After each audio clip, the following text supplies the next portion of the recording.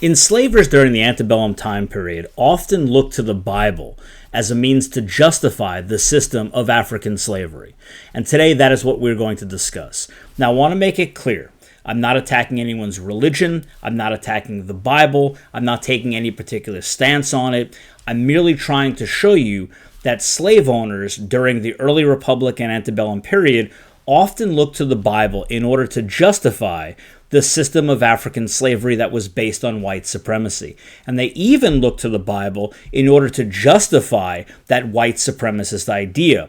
You should go back and watch previous videos where I explained to you that there was a debate in the early Republic period where, coming from the Somerset v. Stuart decision, which actually came before the creation of the United States, where Lord Mansfield declared, an English judge declared, that slavery is so odious, it goes against the law of nature, that it cannot exist without positive law. Meaning, there had to be a law in the books that says you can have slaves in order to have slaves, because slavery goes against the law of nature. The response by slave owners in what will become the United States was to argue that no, slavery is actually the natural condition of Africans and people of African descent. It betters them. It takes them out of barbarism. Plus, they were physically and mentally created by God to be enslaved to the superior white race. So therefore, since it's natural for them, there is no need for positive law.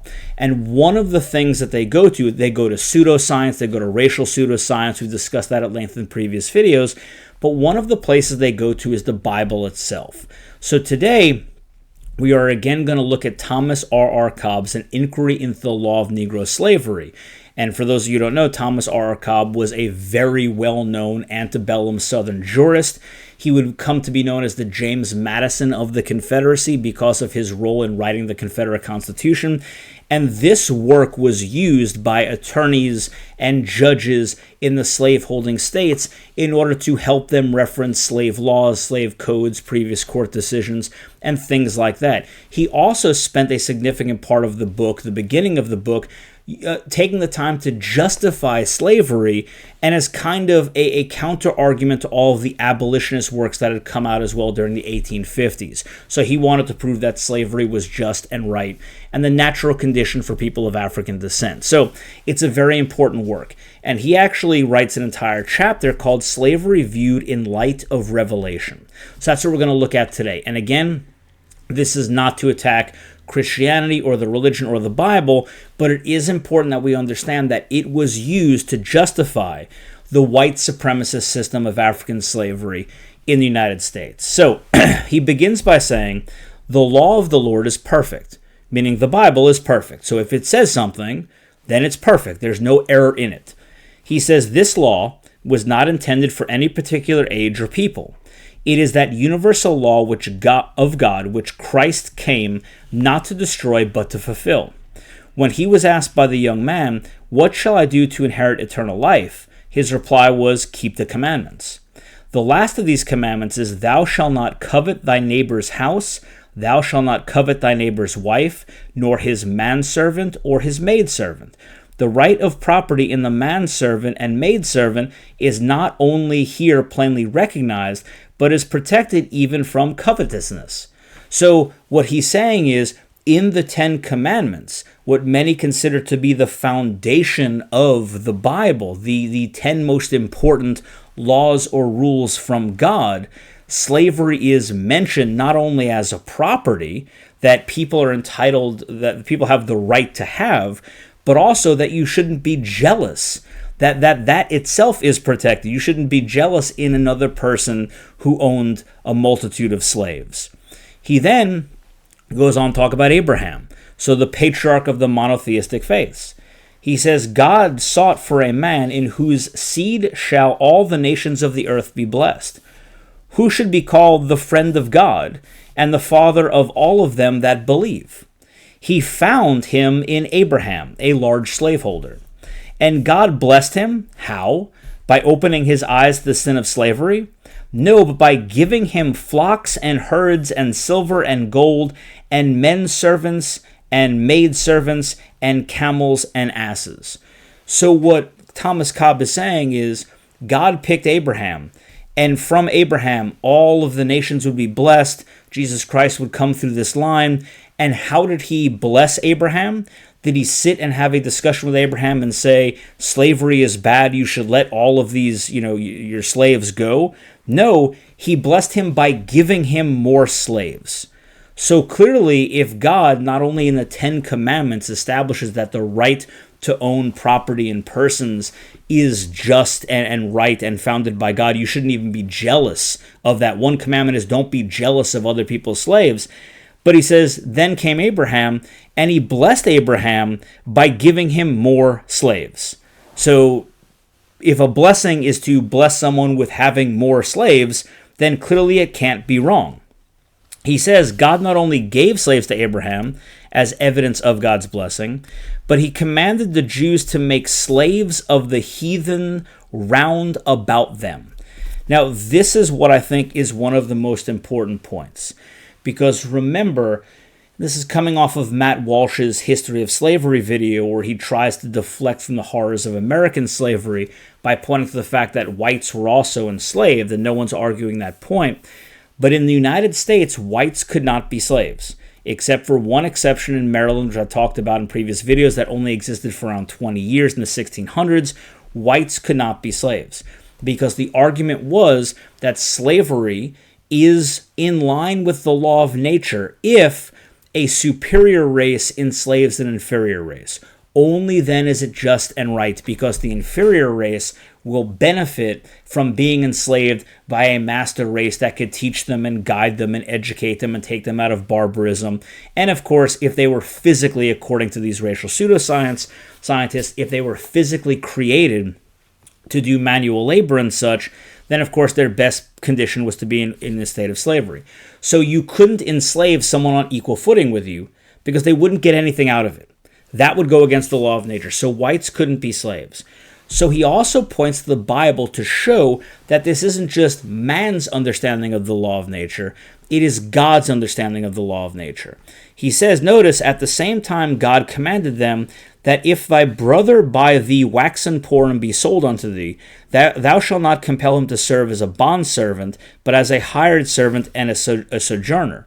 Revolution here, sustaining the conclusion to which natural law points, that inferiority of race is necessary to make slavery consistent with the divine will. So what he's saying is, if you notice, here it says, if your brother, if someone within the tribe becomes enslaved to you, don't enslave him. Make him a hired worker. You can only enslave those heathens around you, right? And he points to many instances in the Old Testament where that's exactly what the Israelites did.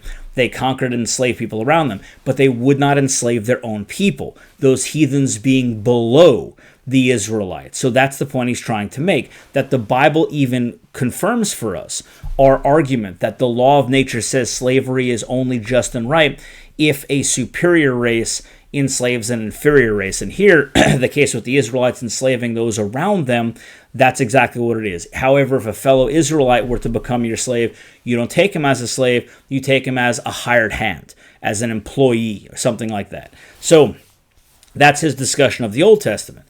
Now he goes on to say, okay, so what about the New Testament? What about the bright light of Christianity? And he says, as developed in the New Testament, the bright light of Christianity is developed in the New Testament, and let's examine the question there.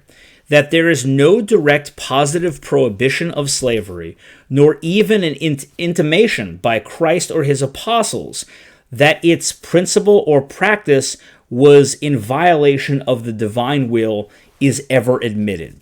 So he's stating clearly, before we even get into the New Testament, he's saying that nowhere in it does Christ or his apostles or anyone even hint at the fact that slavery is a violation of God's law.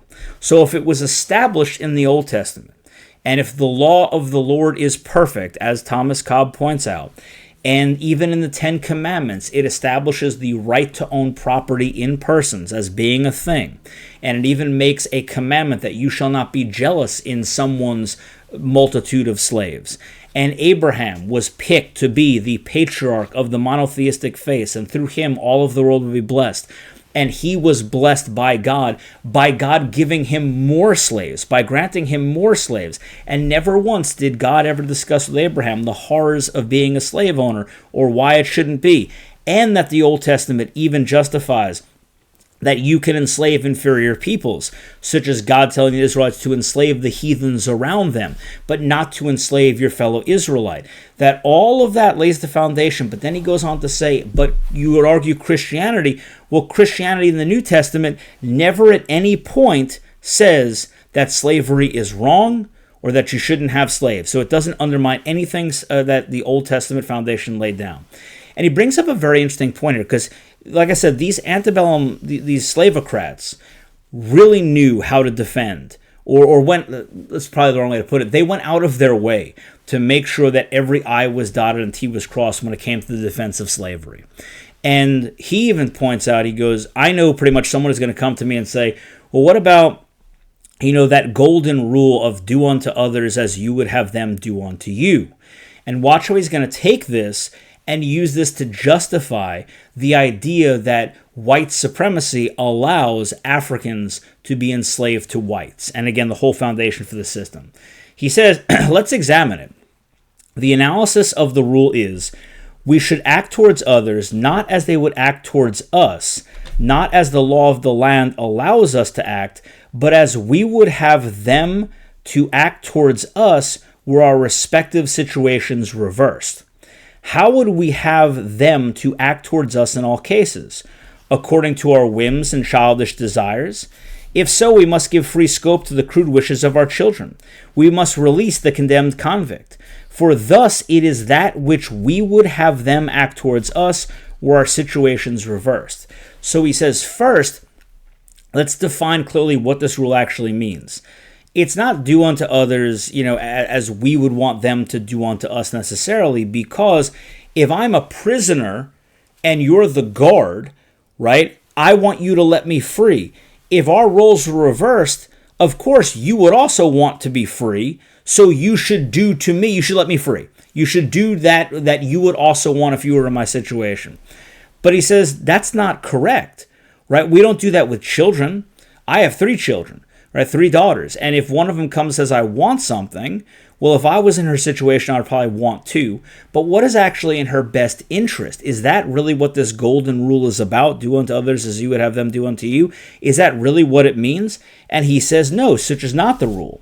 We would have them to act towards us in all cases in that manner which would tend most to promote our real good and happiness, even though we could not ourselves see it. Hence, we should control the child, though it wishes be adverse, for its ultimate good. We should punish the criminal, however he may regard it, for his interest as a citizen requires the execution of the laws. So, watch what he's going to do. Now he's going to say, well, what about slaves? Right? Because you wouldn't want to be enslaved, so shouldn't you let your slaves go free? Because he knew this argument would be used by abolitionists. Say, do unto others. That person doesn't want to be enslaved. Would you want to be enslaved if you were in a situation? Watch how he does. Watch how he spins this. We should deal in the same way with the slaves. We should act towards them in all cases in that manner which tends most to promote their real good and happiness, in that manner which will most surely elevate them, physically, intellectually, and morally. For so, according to the golden rule, we would have them to act towards us. If the condition of bondage does actually promote their real good and happiness, then this precept sanctions and enjoins it. So you see what he's saying? He's saying that no, the actual golden rule of the Bible, since we know that Africans are inferior, since we know that slavery actually betters their condition, that they are physically, emotionally, mentally created to be enslaved, and that this system will actually make them better, take them out of barbarism. It is where they will develop the most and be the happiest in a system of slavery. Since that's what's best for them, then we as slave owners would be doing them a disservice to free our slaves.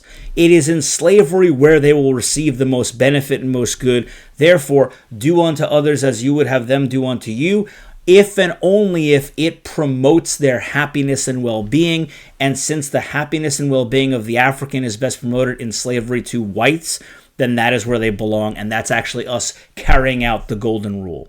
So again, I just wanted to point this out to make it clear, because there have been a lot of videos on YouTube recently talking about Christianity and slavery and a lot of these back and forths, and I just wanted to point out, I'm not taking a side, I'm not taking a position, but I am showing you that antebellum slavocrats, these antebellum jurists that wrote the laws that created and sustained and maintained the system of African slavery in the antebellum South, that created this slaveocracy, right? A slave society, not a society with slaves, but a slave society in the American antebellum South, that they often used the Bible to justify the white supremacist system of African slavery. So as always, remember to like, subscribe, share, and I will see you for the next video.